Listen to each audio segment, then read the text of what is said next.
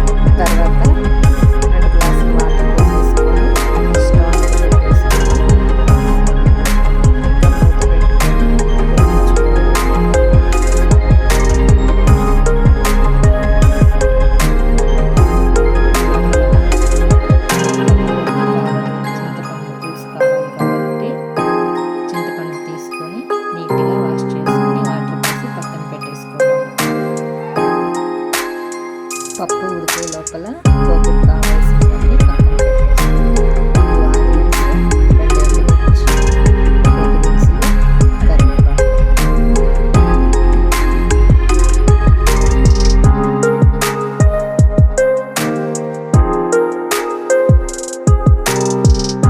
ఇలా ఉడికేటప్పుడు కుక్కర్ మీద పెట్టేసుకొని 4 విజిల్లు రానివ్వాలి.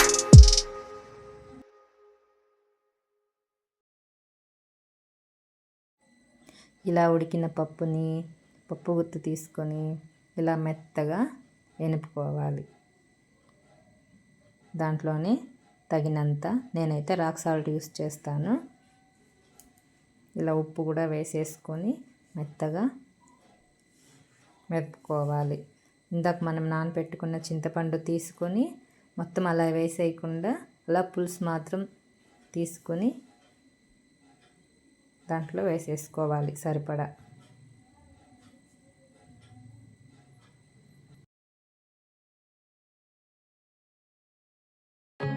ఇప్పుడు పోపు పెట్టేసుకుందాం. 3 స్పూన్స్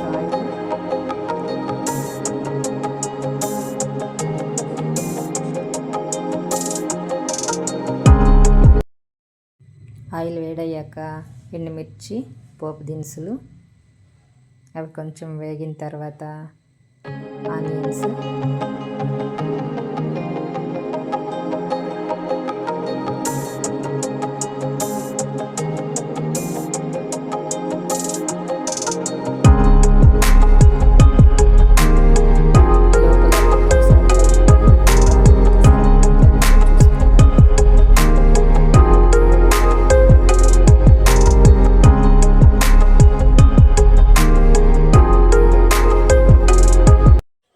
అలా వేగిన తర్వాత కరివేపాకు వేసేసుకొని పప్పు మొత్తాన్ని పోపులో వేసేసుకోవాలి.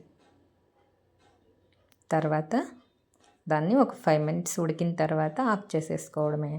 ఆకుకూర పప్పు రెడీ అయిపోయింది. నా వీడియో కనుక మీకు నచ్చినట్లయితే ప్లీజ్ సబ్స్క్రైబ్ చేయండి friends. Thank you for watching. Bye bye.